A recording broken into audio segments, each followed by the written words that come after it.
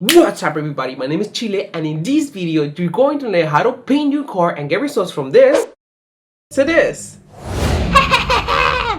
What are you going to need?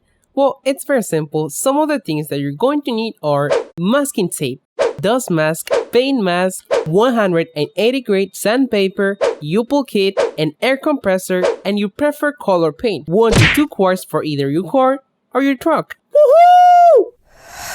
Step number 1, LIMPIADISH. In this step, we're gonna remove any contaminants so we can sand the paint without moving contaminants around. We're gonna simply rinse the car off and then we're gonna spray some soap all over the surface. Chiles, what kind of soap is this? Well, this soap is a mixture of water and dish soap.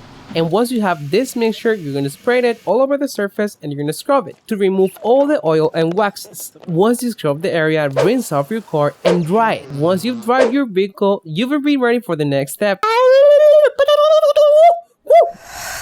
Step number 2, PREPARADISH. In this step, we're gonna sand the paint so we can allow the new paint to adhere. We're gonna simply put 180 grade over our sander and then we're gonna lightly go over the surface, overlapping each lap. In this step, it's very important to go slow so you can control how much paint you're removing. That is why 1 inch per second and a controllable speed in your sander is the way to go. During this step, we're looking to remove the shine and leave a dull finish. We're not looking to remove all the paint itself. And once you sand down the surface to a dull finish, you will be ready for the next step.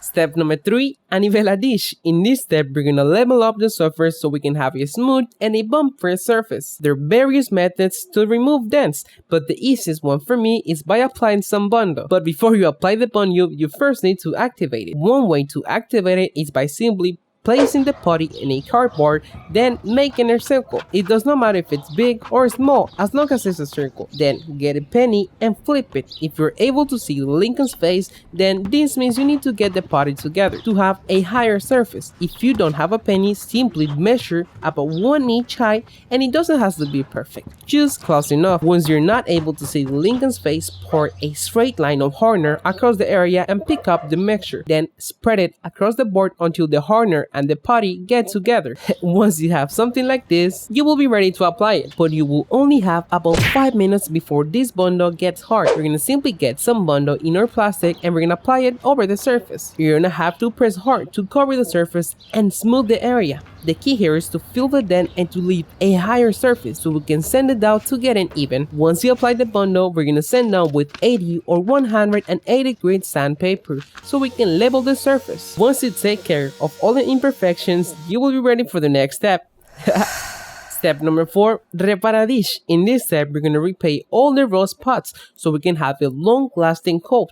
Otherwise, the rust is going to mess up all of your paintwork. One way to remove it is by simply adding a layer of anti-corrosive primer. You can do this through a spray can, but in my case, this truck has rust all over the place and it will be faster and cheaper to use my spray gun. But before you apply the anti-corrosive layer, you first have to mask the surface so you can avoid any overspray. We're gonna simply use some newspapers and then we're gonna tape it around the area. Once you mask the surface, set your compressor to 60 psi and hold the trigger for 1 minute. After 1 minute, if the PSI drop below 35 PSI, this means you're not getting unstable pressure. To fix this, you need to set your compressor to a higher PSI and hold the trigger for another minute until you get between 40 to 45 PSI. Once you reach this PSI after a minute, then this means you have achieved the right pressure and you can now add the primer. Once you added the primer, test it on a cardboard until you get an even quantity of paint. Once you achieve the right quantity of primer, go over the area keeping a distance of 10 to 15 inches away and try to cover all the rust spots and bare metal. Once you cover all of these surfaces and let it dry for at least 3 hours, you will be ready for the next step.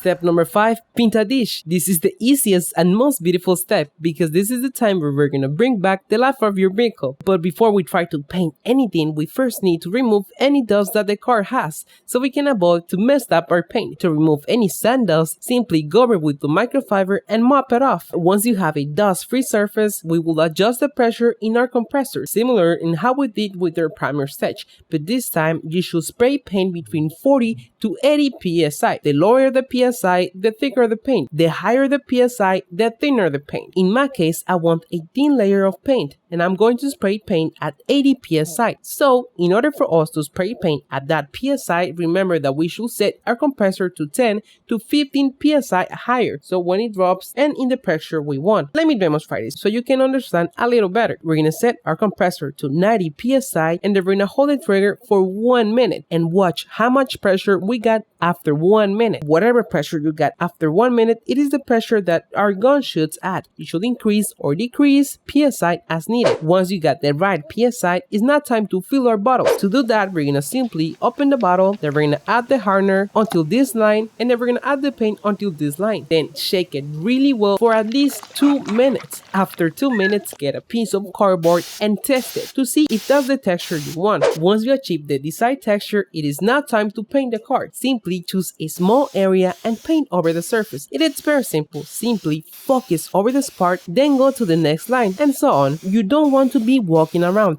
That way you will not apply an even layer. Just focus into one spot and keep going. The manufacturer recommends to do several layers, but in my experience, it is better to do one heavy coat. Just remember not to get too close and create any overspray. And now that the car is completely painted, let's look at the before and let's look at the after. Woohoo! I want to let you know that by no means I am not a professional painter. I am a person just like you, and I know that you can do it. So stop watching this video and get out there and get your hands dirty. I know you can do it. For those of you who are interested to know what products I've used, I'm gonna leave a link in the description below. And I am also gonna leave a free PDF for all my dev community. Let's demonstrate we can also do it. Let me know at the comment section below or my social media for any question that you have or anything that you're interested and you'd like me to teach you. If you like this video, make sure to give it a thumbs up. Woo! And if you need to learn more vehicle enhancement skills, consider subscribing. Thank you so much, guys. See you on the next video. Woo!